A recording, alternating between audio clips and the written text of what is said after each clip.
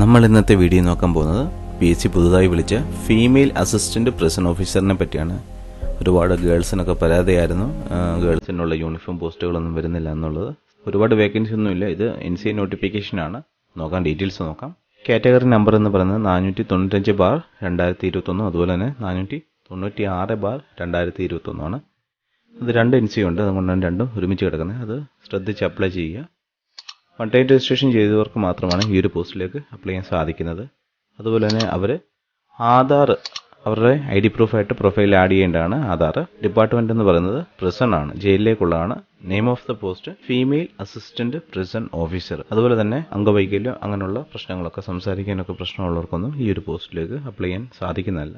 Basic pay വരുന്നത് 20,000-നും 45,800-നും ഇടയിലാണ് basic pay വരുന്നത്. വേക്കൻസി എന്ന് പറയുന്നത് 2 വേക്കൻസിയാണ്. ഷെഡ്യൂൾ ട്രൈബിളിന്, അതാണ് 495/2021 എന്ന് പറയുന്നത്. ഷെഡ്യൂൾ ട്രൈബിളിനുള്ള വേക്കൻസിയാണ് ഒരെണ്ണം, ഒരു വേക്കൻസിയാണ്. അതുപോലെ തന്നെ 496/2021 എന്ന് പറയുന്നത് schedule caste convert to Christianity, അതായത് SC/CC, അതിലും ഒരു വേക്കൻസിയാണ്. മറ്റ് കമ്മ്യൂണിറ്റിയിൽ നിന്നുള്ള ആളുകൾ ഈ ഒരു പോസ്റ്റിലേക്ക് അപ്ലൈ ചെയ്ത് കഴിഞ്ഞാൽ അവരെ റിജക്ട് ചെയ്യും. മാത്രമല്ല, ആ റിജക്ഷൻ മെമ്മോയും ഇഷ്യൂ ചെയ്യുമെന്നാണ് PSC പറഞ്ഞിരിക്കുന്നത്. അതുപോലെ തന്നെ കമ്മ്യൂണിറ്റി സർട്ടിഫിക്കറ്റ് അല്ലെങ്കിൽ നോൺ ക്രീമിലിയർ സർട്ടിഫിക്കറ്റ് വെരിഫിക്കേഷൻ ടൈമിൽ ഉദ്യോഗാർത്ഥികൾ ഹാജരാക്കണം, അതിന്റെ ഒറിജിനൽ ഹാജരാക്കണം. ഈ വേക്കൻസി ഇപ്പം നിലവിലുണ്ട് എന്നാണ് പറഞ്ഞിരിക്കുന്നത്.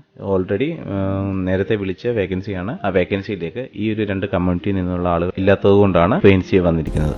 457/2018 ആണ് ഓൾറെഡി വിളിച്ചിരിക്കുന്നത്. അതിൽ ഈ ഒരു 2 കമ്മ്യൂണിറ്റി ആളുകളില്ല, അതുകൊണ്ടാണ് NCA നോട്ടിഫിക്കേഷൻ വന്നത്. പാക്കേജ് ഡീറ്റെയിൽസ് നമുക്ക് നോക്കാം. ഡയറക്റ്റ് റിക്രൂട്ട്മെന്റ് ആണ്. കാൻഡിഡേറ്റ്സ് STയിൽ നിന്നും അതുപോലെ തന്നെ SC/CC നിന്നുമുള്ള ആളുകൾക്ക് മാത്രമാണ് അപ്ലൈ ചെയ്യാൻ സാധിക്കുക.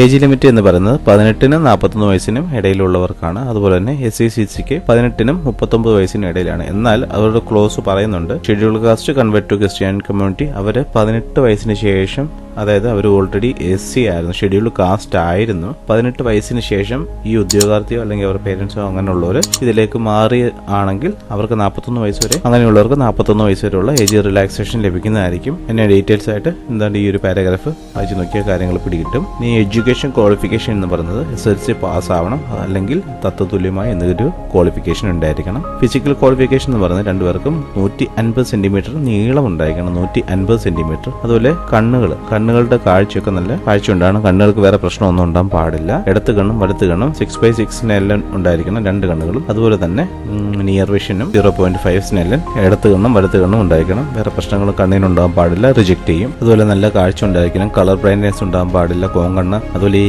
നമ്മുടെ കണ്ണിങ്ങനെ പെട്ടെന്ന് സ്പീഡിൽ അടയ്ക്കുന്ന സ്വഭാവമില്ല, പടപടാന്ന് അടയ്ക്കുന്നത്, അങ്ങനെയുള്ള കണ്ണുകളൊന്നും പാടില്ല. ഒരു കണ്ണിന്റെ പോള പകുതി അടഞ്ഞിരിക്കും, ഒരു കണ്ണ് നല്ല തുറന്നിരിക്കും. അങ്ങനെയുള്ളവരൊക്കെ ഡിസ്ക്വാളിഫൈഡ് ആവും. കണ്ണ് നല്ല ക്ലിയർ ആയിരിക്കണം. കൂട്ടിമുട്ടുന്ന മുട്ടുള്ളവർ, അതുപോലെ തന്നെ പരന്ന കാൽപാദമുള്ളവർ, വെരിക്കോസ് വെയിൻ ഉള്ളവർ, അതുപോലെ വളഞ്ഞ കാലുകളുള്ളവർ, അതുപോലെ വേറെ എന്തെങ്കിലും അവയവങ്ങൾക്ക് എന്തെങ്കിലും വികൃതമായ അല്ലെങ്കിൽ അങ്ങനെയുള്ള എന്തെങ്കിലും ബുദ്ധിമുട്ടുകളോ അങ്ങനെയുള്ള ആളുകൾ, അതുപോലെ തന്നെ പല്ലുകൾ ക്രമരഹിതമായ പല്ലുകളിങ്ങനെ കോന്തപ്പല്ലായിട്ടൊക്കെ ഇരിക്കുന്നത്, അതുപോലെ തന്നെ സംസാരിക്കാൻ ബുദ്ധിമുട്ടുള്ളവർ, കേൾക്കാൻ ബുദ്ധിമുട്ടുള്ളവർ, സംസാരിക്കാൻ ബുദ്ധിമുട്ടുള്ളവർ, ഇവരൊന്നും ഈ ഒരു പോസ്റ്റിലേക്ക് അപ്ലൈ ചെയ്യാൻ യോഗ്യത ഉണ്ടായിരിക്കുന്നതല്ല. അതുപോലെ തന്നെ ഫിസിക്കൽ എഫിഷ്യൻസി ഉണ്ട്. ഫിസിക്കൽ എഫിഷ്യൻസിയിൽ 8 ഐറ്റങ്ങളാണുള്ളത്.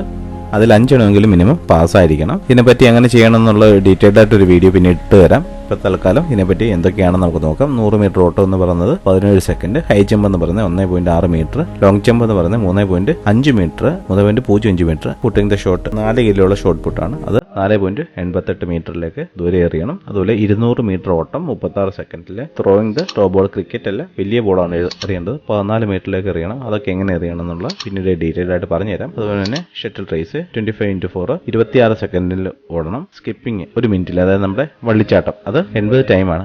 1 മിനിറ്റിൽ 80 തവണ അത് ചെയ്യണം, സ്കിപ്പിംഗ് ചെയ്യണം. ബാക്കി ഡീറ്റെയിൽസ് നമുക്ക് നോക്കാം.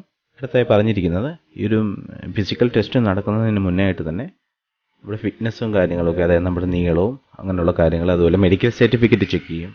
മെഡിക്കൽ സർട്ടിഫിക്കറ്റിൽ ഈ പറയുന്ന പോലെ നമുക്ക് എന്തെങ്കിലും കളർ ബ്ലൈൻഡ്നസ് അങ്ങനെ കണ്ണിന് എന്തെങ്കിലും പ്രശ്നമുണ്ടോ, അസിസ്റ്റന്റ് സർജന് കുറയാത്ത ഡോക്ടറിന്റെ ഫിറ്റ്നസ്, നമ്മുടെ മെഡിക്കൽ ഫിറ്റ്നസ് സർട്ടിഫിക്കറ്റ് വേണം. ആ ഒരു സർട്ടിഫിക്കറ്റ് നമുക്ക് എന്തെങ്കിലും കുഴപ്പങ്ങളുണ്ടോ എന്നൊക്കെ ഇതിൽ നോക്കും. അങ്ങനെയുള്ളവരെ ബാക്കി ഫിറ്റ്നസ്സുമായിട്ടുള്ള ബാക്കി 8 ഐറ്റങ്ങളിലേക്ക് പങ്കെടുപ്പിക്കില്ല, അവരെ റിജക്ട് ചെയ്യും. അതുപോലെ തന്നെ പറഞ്ഞിരിക്കുന്നത്, ഈ ഒരു ആക്സിഡന്റോ അങ്ങനെ എന്തെങ്കിലും സംഭവിക്കുകയാണെങ്കിൽ, ഈ ഒരു ഓട്ടത്തിന്റെ ചാട്ടത്തിന്റെ ഇടയ്ക്ക് അങ്ങനെ എന്തെങ്കിലും ആക്സിഡന്റ് സംഭവിക്കുകയാണെന്നുണ്ടെങ്കിൽ പിന്നീട് അവർക്കൊരു ചാൻസ് കൊടുക്കുന്നതായിരിക്കത്തില്ല.